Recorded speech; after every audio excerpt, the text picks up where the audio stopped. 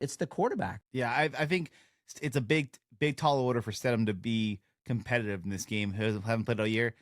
Obviously, it's any given Sunday. The Patriots can't take that for granted. They have to go there and play their game to make it. But it's just maddening after a 5-year hiatus in the playoffs. They are now back in the playoffs in the AFC Championship game, have a chance to make it to the Super Bowl because anything can happen. You make it to the big game, anybody can win that game. It doesn't matter how easy the schedule was or easy the playoff road was. Anybody can win that game. And wouldn't it be very interesting? I know I'm getting ahead of myself here, but wouldn't it be interesting if they face Seattle in the Super Bowl and they happen to win and they beat Seattle? They would have gone through the Houston Texans defense. They would have gone through the Denver Broncos defense and then the Seahawks defense.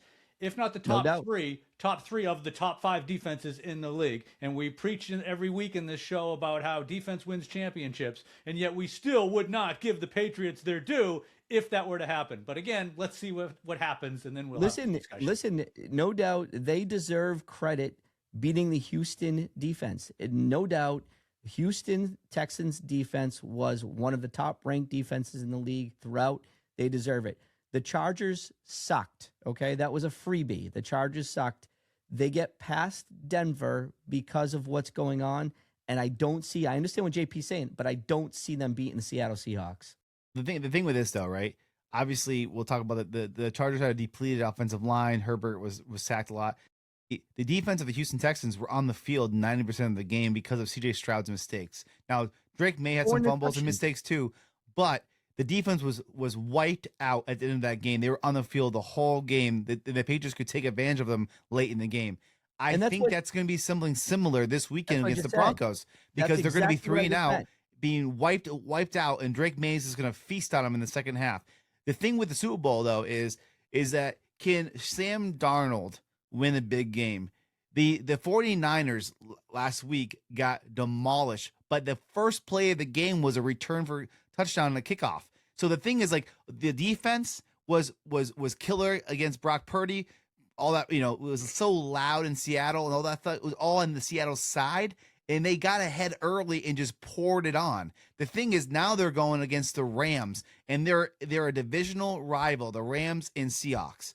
And the thing is, they split this year. Darnold was 12 for 17 with 124 yards and 1 touchdown pass. He did shit. That's my point. He was not even. Can he play in the big game? We don't know. Listen, he didn't play in this game. He didn't play in this that's game. my He point. threw 124 yards and 1 touchdown pass for 12 for 17. And I get it. They pulled him out I think halfway through the fourth quarter, whatever it was. But the point of the matter is that the Seahawks are both strong on both sides of the ball. We are ripping teams apart and breaking things down, and we're talking about strong defenses and strong offenses and who threw 4 interceptions and who didn't. But the Seattle Seahawks, like we said, this has been such a fun playoff season because it was anybody's game. The Seahawks, in my opinion, have a little bit more than all of these other teams because they're more of a balanced team than what we see on the field. I disagree. I think the Rams are going to beat the Seahawks. I picked the Rams to beat the Seahawks this weekend. I think they are balanced as well. I just trust Stafford more than I trust Sam Darnold in these big moments. Obviously, they have the home field advantage in Seattle this week, which is going to be a tough environment for the Rams to play. But Stafford's been in the league for almost it feels like 20 years. The guy's been around for so long that he has a Super Bowl win. Sam Darnold's never really shown up in a big game. Last year, when they brought the Vikings to the playoffs, he threw 3 picks when it mattered most. He was not that great. Taking nothing away from this season, though, he had a great season in Seattle, and nobody expected the Seahawks to be this good this year with that defense. So I'm taking nothing away. Sam Darnold had a great year this year. Seahawks are a great team, and it's amazing to see them back on top. But at the same time, I picked the Rams to go to the Super Bowl, and I'm not wavering on that. I think the Rams will beat the Seahawks. So I have the Patriots Rams rematch of what? Oh, is it 0-1? The rematch is that Super Bowl? Oh yeah, the first one. Yeah, right.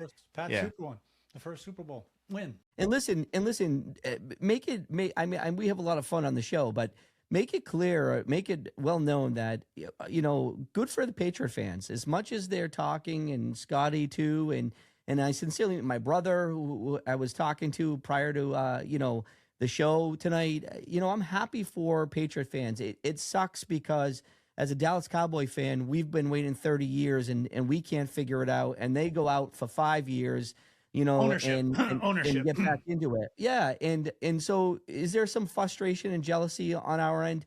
There is absolutely no doubt, for sure. So I'd like to wrap my portion of this up to say congratulations to the Patriots. They figured it out. They're back in the AFC Championship game, and good for Patriot fans for having a brand that knows how to rebound.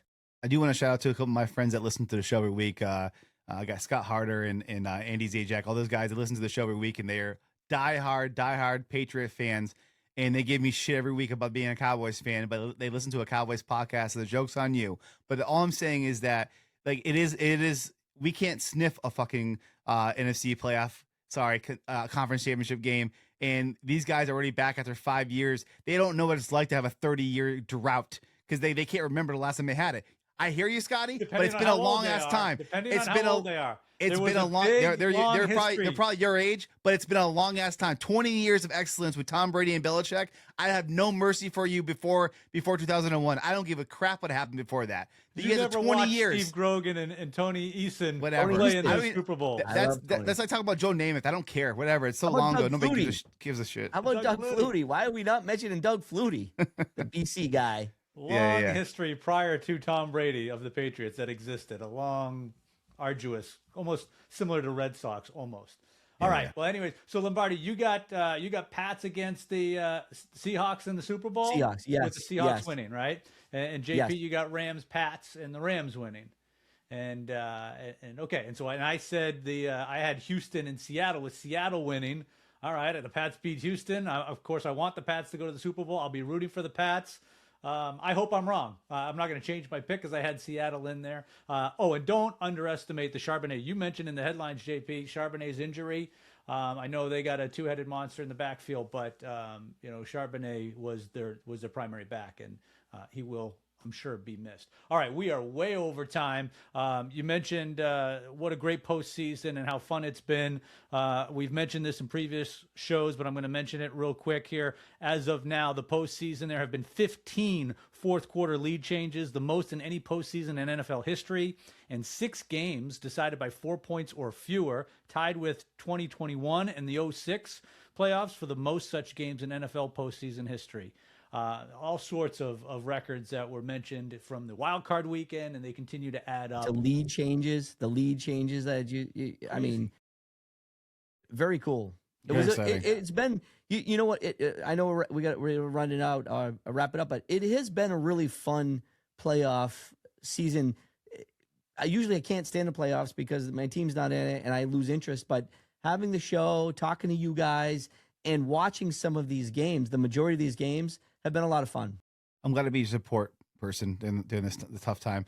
The NFL script has been well written this year, and it's been noted that it's been a great games to watch. But is it a script? I don't know, but I'll leave it there. Scotty, take us away here. Well, and as you said about the Seahawks, right? Nobody anticipated or imagined that they would be this good and be this far. Same thing as the Patriots. So why not a Super Bowl that has the Patriots, who were 4-13 last year, and the Seahawks? Neither of those teams expected to be in the Super Bowl, and here they are playing for the championship.